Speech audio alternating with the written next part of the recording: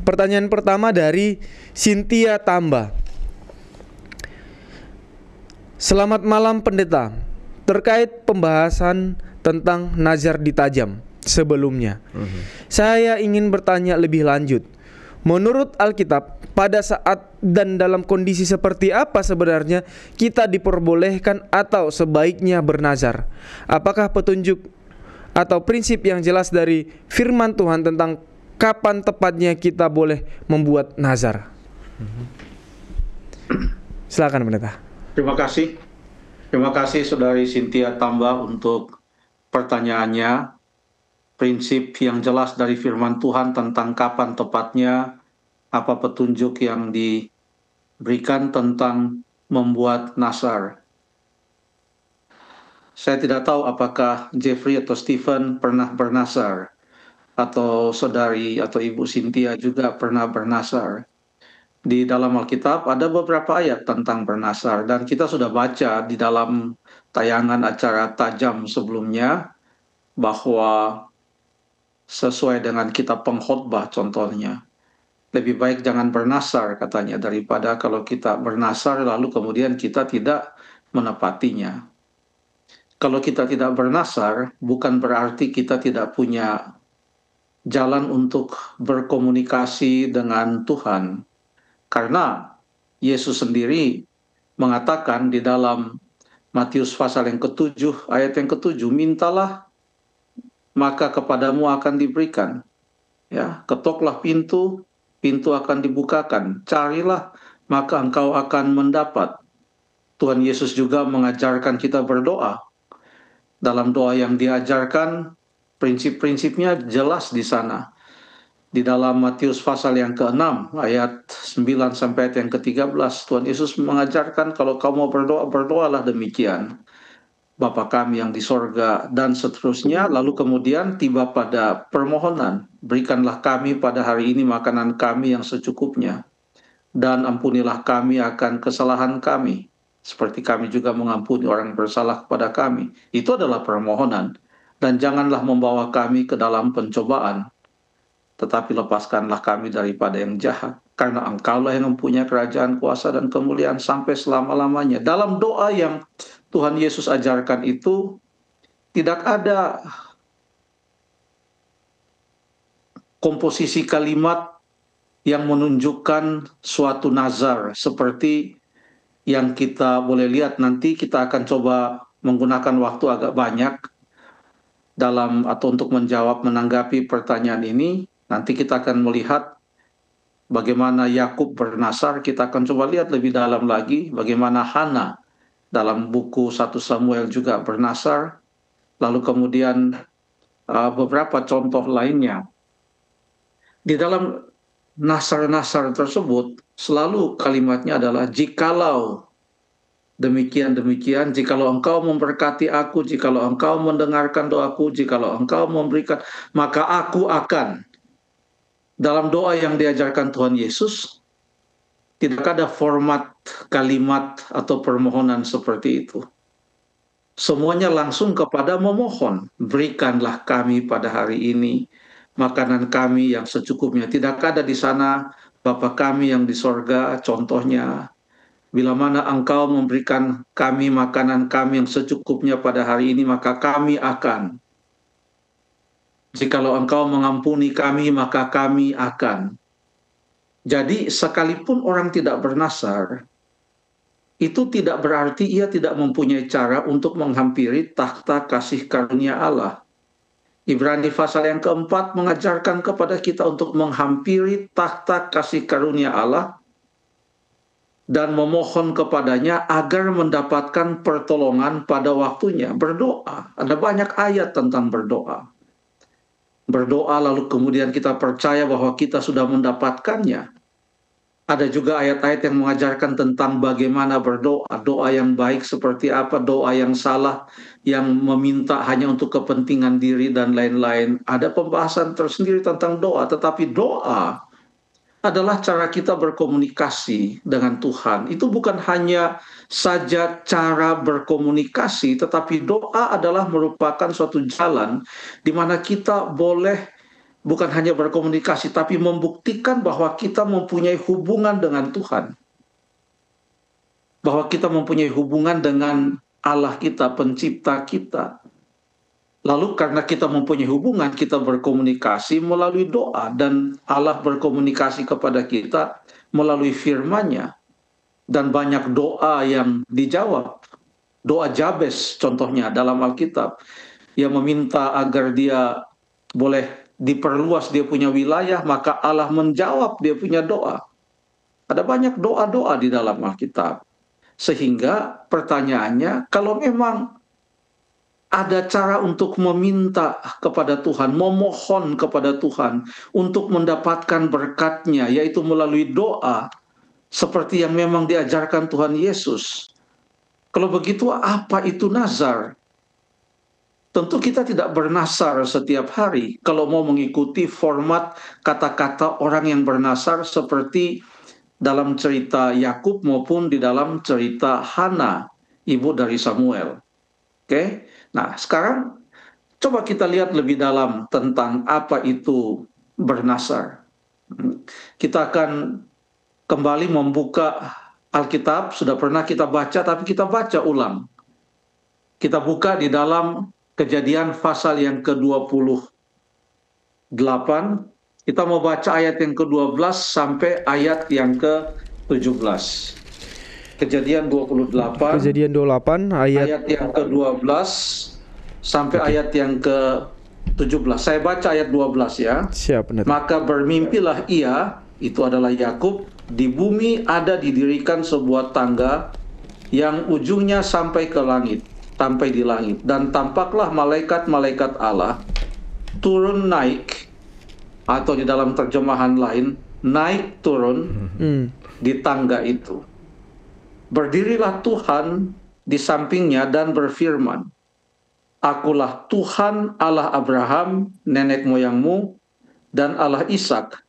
Tanah tempat engkau berbaring ini akan kuberikan kepadamu dan kepada keturunanmu. Dalam hal ini Allah berjanji dalam mimpi atau penglihatan itu, ia berjanji kepada Yakub. Ini adalah janji yang pernah ia berikan kepada Abraham. Lalu Allah melanjutkan, tolong dibaca ayat 14 dan ayat 15. Ayat 14. Keturunanmu akan menjadi seperti debu tanah banyaknya, dan engkau akan mengembang ke sebelah timur, barat, utara, dan selatan. Dan olehmu serta keturunanmu semua kaum di muka bumi akan mendapat berkat. Sesungguhnya aku menyertai engkau dan aku akan melindungi engkau kemanapun engkau pergi, dan aku akan membawa engkau kembali ke negeri ini, sebab aku tidak akan meninggalkan engkau, melainkan tetap melakukan apa yang kujanjikan kepadamu. Terima kasih. Ini janji Tuhan yang sungguh luar biasa. Janji Tuhan bahwa ia akan memberkati Yakub, tempat di mana ia berbaring akan diberikan kepada Yakub dan keturunan Yakub. Ia akan mengembangkan wilayah Yakub ke sebelah timur, barat, utara, dan selatan.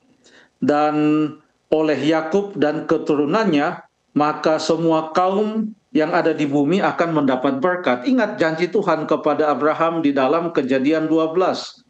Ia memanggil Abraham untuk keluar dari Ur Kasdim, dan dia mengatakan bahwa Abraham akan menerima berkat, dan oleh Abraham semua bangsa akan mendapatkan berkat.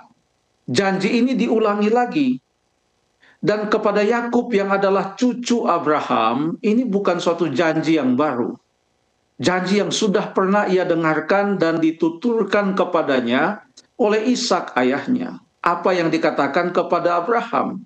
Yakub bukan tidak tahu cerita ayahnya pada waktu ayahnya diajak oleh kakeknya untuk pergi mempersembahkan korban, yang dimaksudkan adalah Ishak sendiri. Sebab cerita dari keturunan yang satu kepada keturunan yang lain, demikianlah cerita Alkitab itu diturunkan kepada keturunan selanjutnya, dan Yakub mempunyai pengetahuan tentang semua itu. Jadi Allah memberikan janji ini kepada Yakub bukan janji yang baru. Lalu ayat yang ke-16 mengatakan, ketika Yakub bangun dari tidurnya, berkatalah ia, sesungguhnya Tuhan ada di tempat ini dan aku tidak mengetahuinya. Lalu ia berkata, ayat 17, alangkah dahsyatnya tempat ini tidak lain dari rumah Allah, ini pintu gerbang sorga. Apakah ada keraguan-raguan di dalam diri Yakub dilihat dari kata-kata yang ia sampaikan? Ia sangat yakin bahwa Allah telah berbicara kepadanya. Ia sangat yakin bahwa Allah hadir di situ. Ia sangat yakin bahwa janji Allah yang diberikan kepadanya itu akan dipenuhi. Ia sangat yakin itu. Dan adalah sukacita bagi Yakub yang baru saja menipu ayahnya. Kemudian dia meliciki abangnya Esau. Dia melarikan diri, tetapi Allah tetap bersama dengan dia. Dia mengenal Allah sebagai Allah yang sungguh luar biasa. Hubungannya dengan Allah begitu dekat.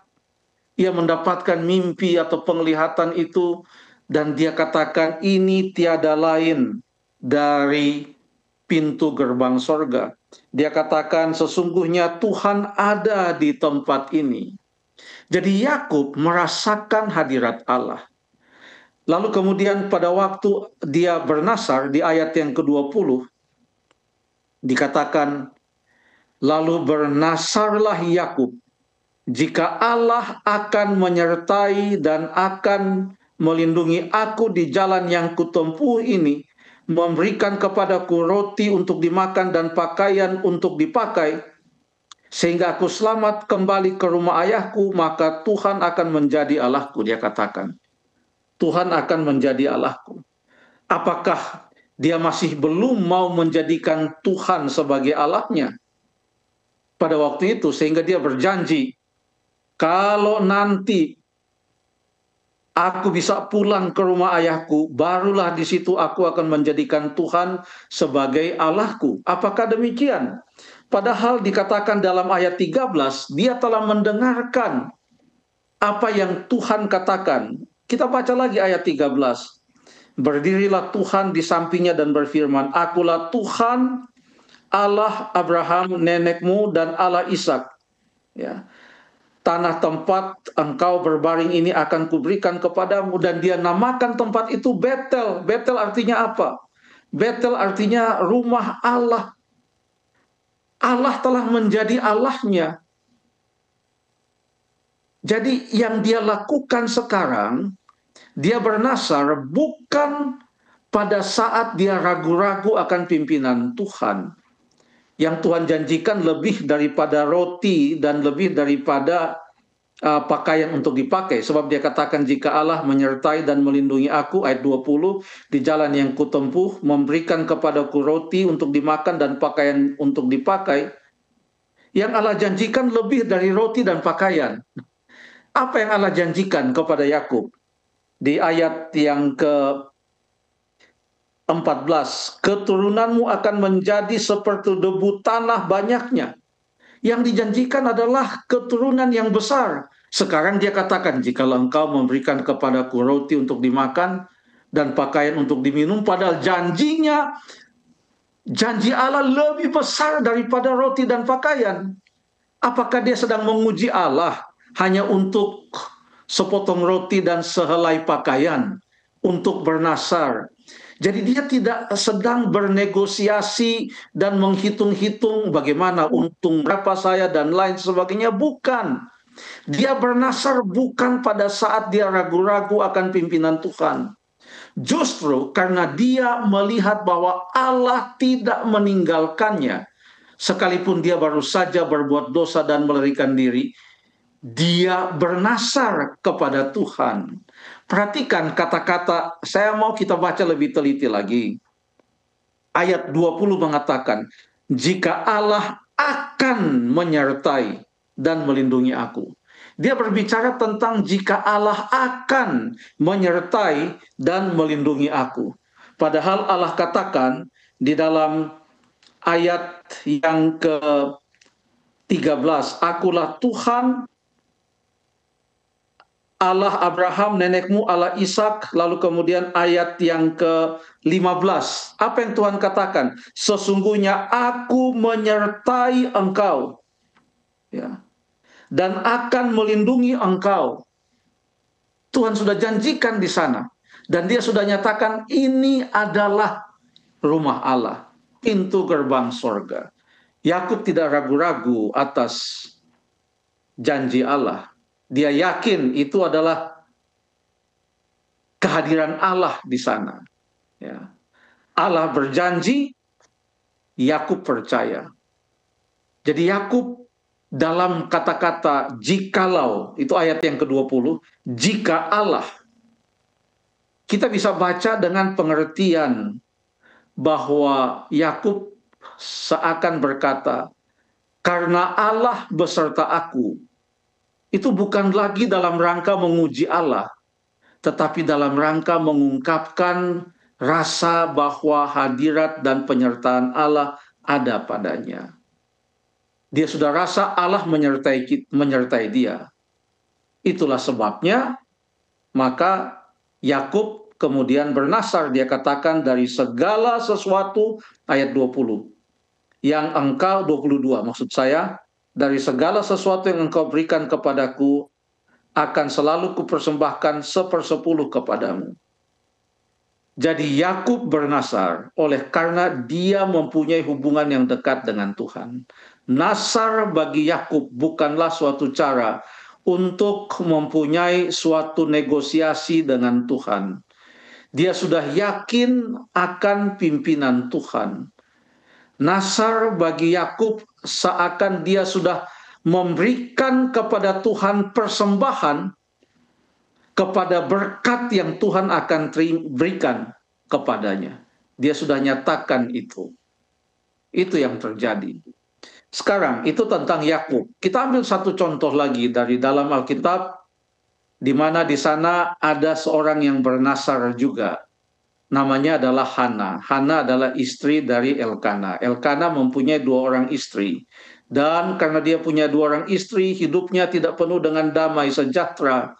Oleh sebab terjadi persaingan bertahun-tahun. Yang satu mengejek, yang satu menangis. Demikian seterusnya, itu yang terjadi. Lalu kemudian kita buka sekarang 1 Samuel pasal 1. 1 Samuel pasal 1, kita mau baca di ayat yang ke-11. 1 Samuel pasal 1 ayat yang ke-11. Ada kata bernasar di sana. Silakan.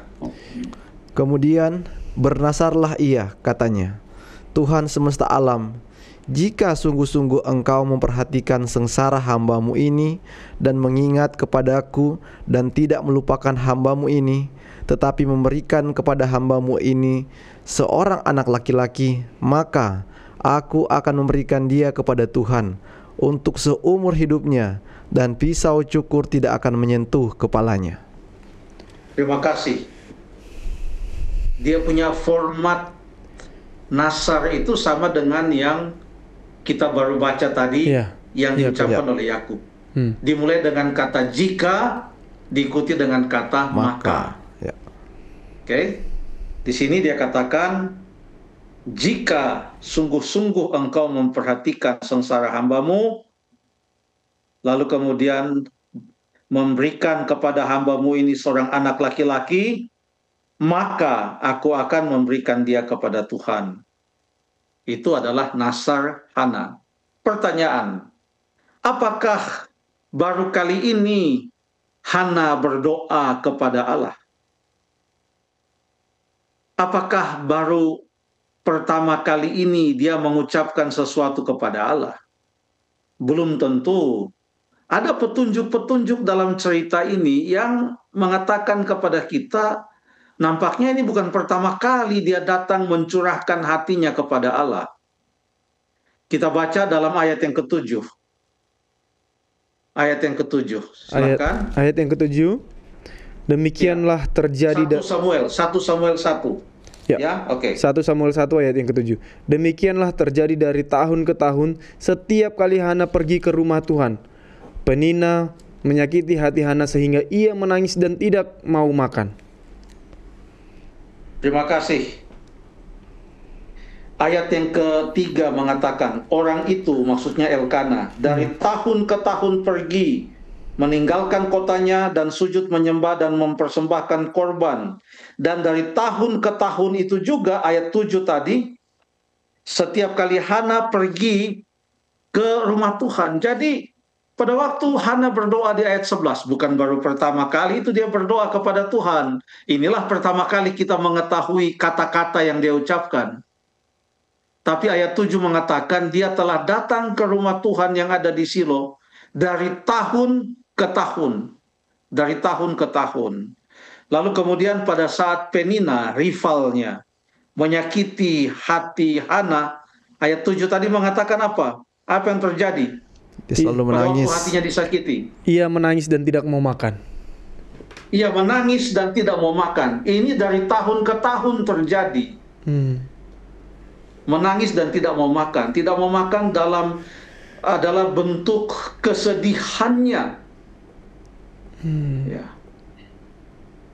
Kalau tidak mau makan artinya dia sengaja untuk berpuasa. Dia berpuasa dan berdoa. Ini bentuk kesedihannya dari tahun ke tahun. Lalu pada tahun tersebut dia datang. Disitulah kita tahu apa yang dia ucapkan di dalam hatinya. Sedangkan Imam Eli aja tidak tahu. Kalau mau ikuti cerita ini, Jeffrey dan Stephen lebih dulu mengetahui kata-kata Hana daripada Imam Eli. Karena Imam Eli tahu setelah Hana bawa Samuel, baru Hana katakan kepada kepada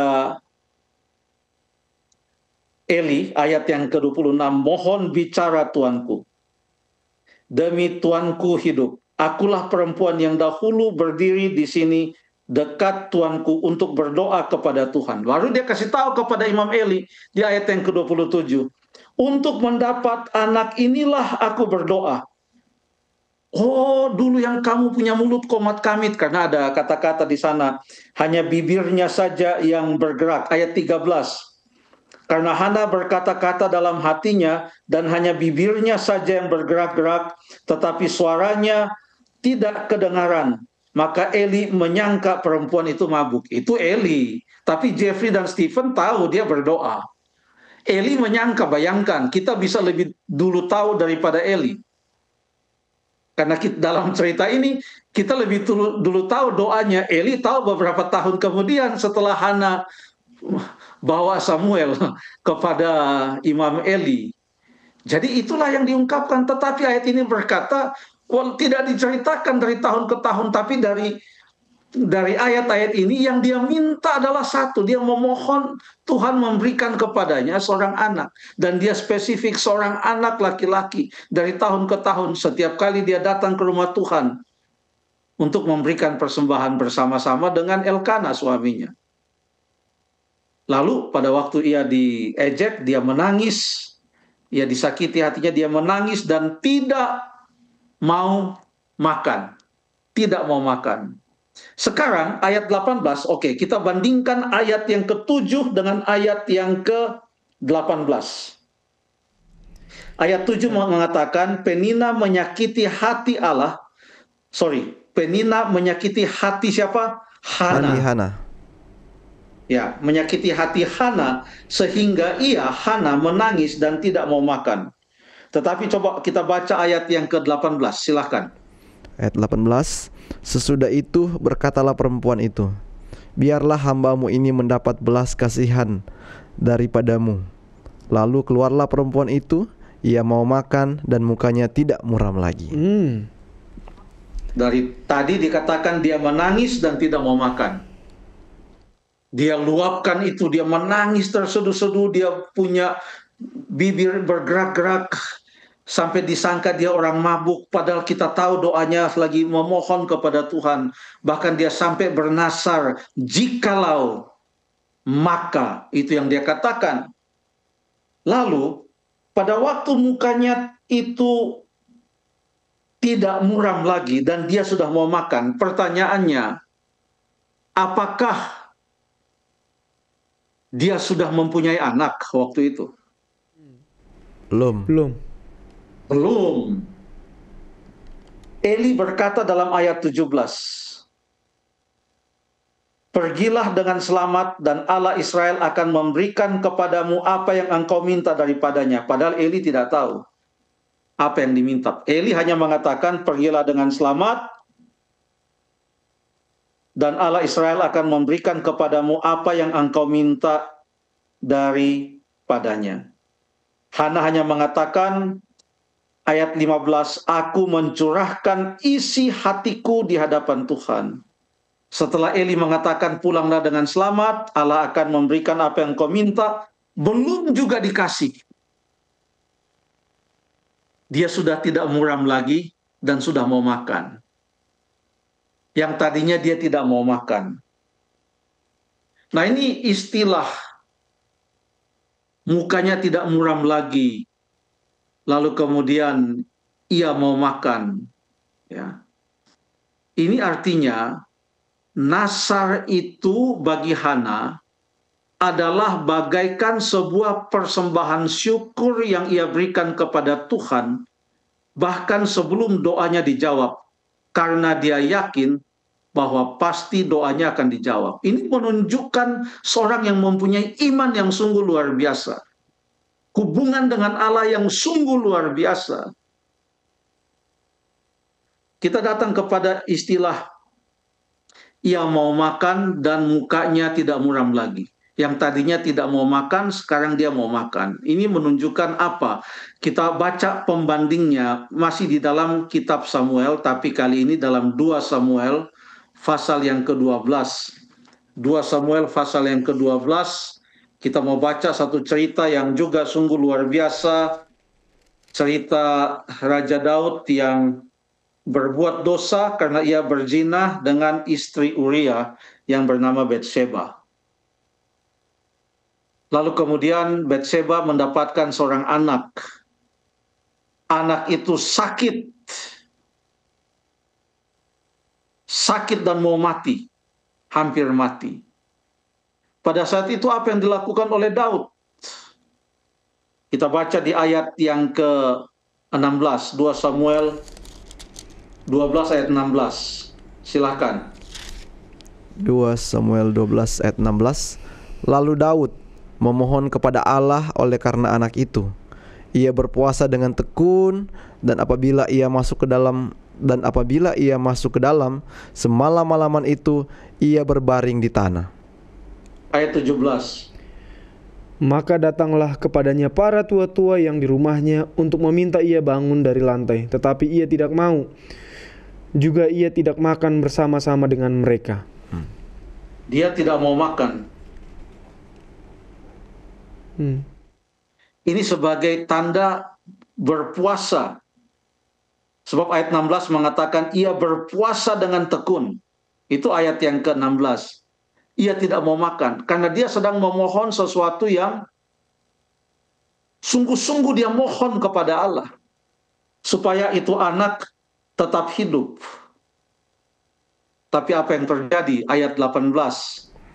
Ayat 18, pada hari yang ke-7 matilah anak itu. Dan pegawai-pegawai Daud takut memberitahukan kepadanya bahwa anak itu sudah mati. Sebab mereka berkata, ketika anak itu masih hidup, kita telah berbicara kepadanya, tetapi ia tidak menghiraukan perkataan kita. Bagaimana kita dapat mengatakan kepadanya anak itu sudah mati? Jangan-jangan ia mencelakakan diri. Ayat 19.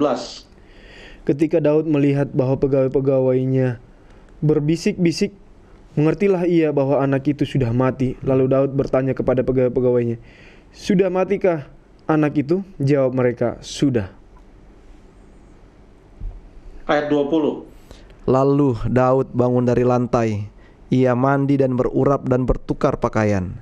Ia masuk ke dalam rumah Tuhan dan sujud menyembah. Sesudah itu pulanglah ia ke rumahnya dan atas permintaannya dihidangkan kepadanya roti, lalu ia makan. Tadinya dia tidak mau makan. Waktu dia berdoa, memohon, Sekarang dia mau makan, walaupun anak itu tidak hidup, tapi dia tahu bahwa itulah jawaban Tuhan. Sekarang dia makan. Jadi dia makan setelah dia melihat jawaban Tuhan. Jadi kita boleh melihat kontras antara belum makan dengan sudah makan, sehubungan dengan berdoa dan memohon kepada Tuhan. Dalam cerita Hana, sehubungan dengan Nasar yang dia sebutkan. Dalam cerita Daud, setelah dia melihat apa yang terjadi, jawaban Tuhan, anaknya itu tidak hidup, tetapi meninggal dunia.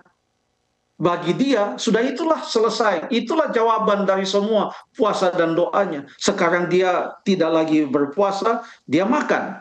Sudah selesai. Bagi Hana, belum juga dia hamil. Dia sudah menyatakan, saya sudah senang, saya mau makan sekarang. Belum juga dia pulang. Belum juga dia mendapatkan anak. Jadi nasar yang dilakukan oleh Hana itu adalah bentuk iman yang sungguh luar biasa. Dia bukan meragukan Tuhan. Dia tahu bahwa Tuhan akan menjawab doanya. Sehingga nasar yang ia ucapkan adalah janji kepada Tuhan. Ini adalah persembahanku kepada Tuhan sekalipun ia belum menjawab doaku. Aku akan melakukan ini. Itu yang terjadi dalam cerita Hana. Apakah Hana menyesal? Kira-kira. Aduh, bagaimana ya? Dia mulai hamil. Waktu itu belum bisa diketahui laki-laki atau perempuan. Setelah lahir, kemudian anak itu laki-laki. Aduh, laki-laki ini. Saya ingat saya punya nasar, kalau dapat seorang anak laki-laki, saya akan serahkan dia kepada Tuhan. Bagaimana ini? Apakah dia menyesal? Coba kita baca alur ceritanya. Yang saya mau tekankan dengan menggunakan waktu yang lumayan panjang untuk pertanyaan ini adalah, nasar itu diucapkan oleh mereka yang betul-betul mempunyai hubungan yang dekat dengan Tuhan. Dan mereka tahu bahwa Tuhan akan menjawab. Dan mereka tahu bahwa mereka akan melakukan nasar mereka. Mereka tidak bernasar lalu kemudian mereka berpikir, dijawab enggak ya? Dijawab enggak ya? Dijawab enggak ya? Bukan itu. Waktu mereka bernasar, mereka tahu pasti jawab Tuhan, aku sudah berjanji, Tuhan akan memberikan kepadaku, aku juga akan memberikan kepadanya. Itu yang terjadi dalam cerita Yakub dan juga cerita Hana. Kita baca 1 Samuel pasal 1 ayat yang ke-20 sampai ayat yang ke-24, supaya kita bisa melihat dia punya dinamika ceritanya. Mari kita baca ayat yang ke-20 mulai. Maka setahun kemudian mengandunglah Hana dan melahirkan seorang anak laki-laki. Ia menamai anak itu Samuel, sebab katanya, aku telah memintanya daripada Tuhan. Elkanah laki-laki itu pergi dengan seisi rumahnya, mempersembahkan korban sembelihan tahunan dan korban nasarnya kepada Tuhan. Tetapi Hana tidak... Sampai di situ dulu, karena memang setiap tahun kan mereka pergi toh. Ya. Jadi sekarang Elkanah juga pergi. Lalu ayat yang ke-22 silahkan. Tetapi Hana tidak ikut pergi, sebab katanya kepada suaminya, nanti apabila anak itu cerai susu, aku akan mengantarkan dia, maka ia akan menghadap ke hadirat Tuhan dan tinggal di sana seumur hidupnya. Kemudian Elkanah suaminya itu Terima kasih. Sampai situ dulu. Sampai situ dulu. Terima kasih. Apakah di sini ada kelihatan Hana mau menunda-nunda menyerahkan Samuel? Apakah kira-kira aduh jangan dululah, aduh jangan dululah. Apakah demikian? Kita baca ayat 23. Ayat 23. Kemudian Elkanah suaminya itu berkata kepadanya, perbuatlah apa yang kau pandang baik. Tinggallah sampai engkau menyiapi dia. Hanya Tuhan kiranya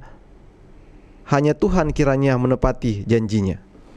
Jadi tinggallah perempuan itu dan menyusui anaknya sampai disapihnya. Sampai dia cerai susu atau sampai dia disapih. Ya beda-beda, tetapi biasanya itu usia 2-5 tahun lah. Ya, kita baca ayat yang ke-24. Setelah perempuan itu menyapih anaknya, dibawanyalah dia dengan seekor lembu jantan yang berumur 3 tahun, 1 eva tepung dan sebuyung anggur, lalu diantaranya ke dalam rumah Tuhan di Silo. Waktu itu masih kecil betul kanak-kanak itu.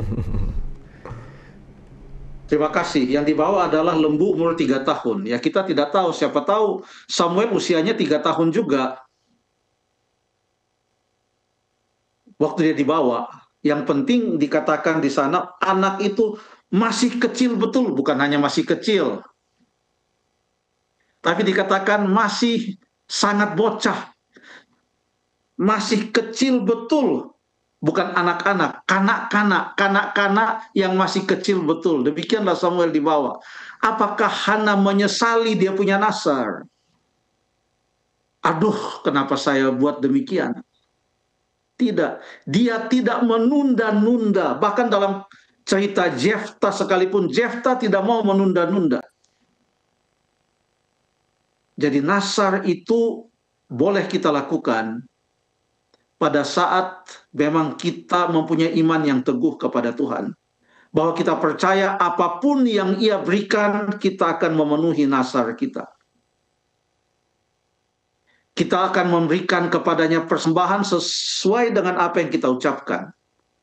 Nasar itu adalah suatu persembahan syukur bahkan sebelum kita menerima jawaban dari doa kita. Tapi kalaupun kita tidak bernasar, kita tidak berdosa. Kalaupun kita tidak bernasar, bukan berarti tidak ada jalan Allah menjawab permohonan kita. Ada, yaitu melalui doa.